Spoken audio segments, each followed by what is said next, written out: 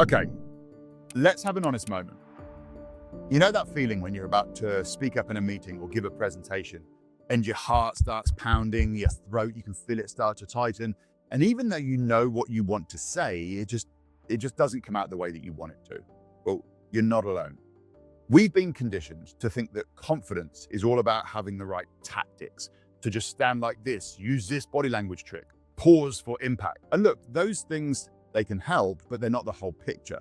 Which brings me to an amazing film called The King's Speech, starring Colin Firth. Now, in the movie, King George, he had to lead a nation and inspire courage during a really dark time in history. But the problem was King George had a stammer, a very bad one. And every time he tried to speak publicly, this stammer, it crippled him. So then in the movie, he goes to see a speech therapist, Lionel Logue.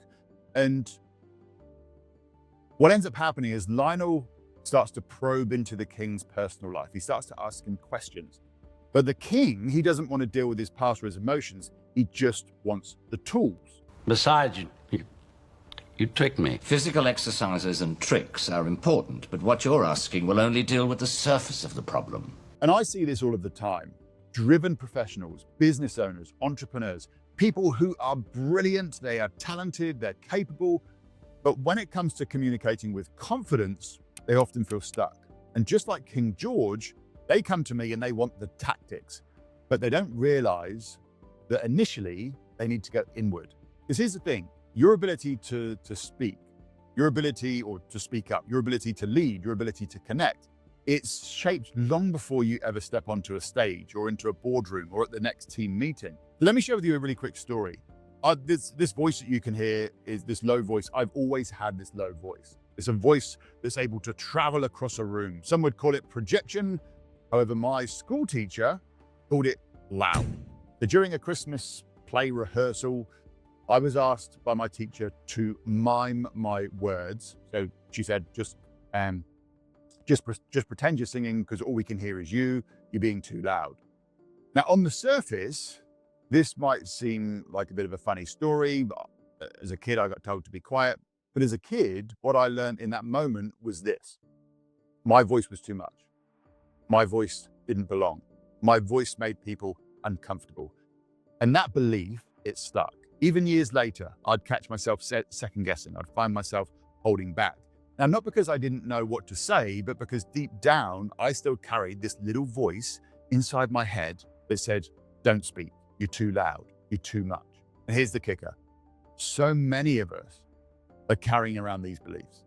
Maybe you were told that you were shy, or maybe you were told that you were too sensitive. Maybe somebody laughed at you when you were asked to read out loud in class once, or maybe you got dismissed in front of other people. Whatever it was, it planted a seed. It planted a belief. And that is what shapes how you communicate today. So when people come to me asking, how do I sound more confident? My first question isn't, well, have you tried power posing? It's more along the lines of, well, what do you believe about your voice and yourself? What's the story that you're telling yourself when you speak? Because confidence isn't built on technique, it's built on truth. It's built on self-awareness, on healing those old stories so that you can write new ones. And that's the work that I do in my coaching group, Mind Academy. We go deeper. We go way deeper before we talk about any tactics. We work on the beliefs, the mindset, the identity. And once that's solid, the communication piece, that starts to become easier. So if you're interested in this kind of work, then please drop me a message. Really happy to chat about it. But in the meantime, I want you to take a moment to think about the voice inside your head. When you think, whose voice is it? Is it a voice that's moving you forwards, or is it an echo of voices from the past? Is this voice serving you? Because your real voice, the one that's honest, the one that's grounded, the one that's powerful, that's the one that the world needs to hear. If this video has resonated with you, then please give that little like button a click. And if you want to know more about Mind Academy, just shoot me through a message. Happy to chat about it. But I'll see you next video.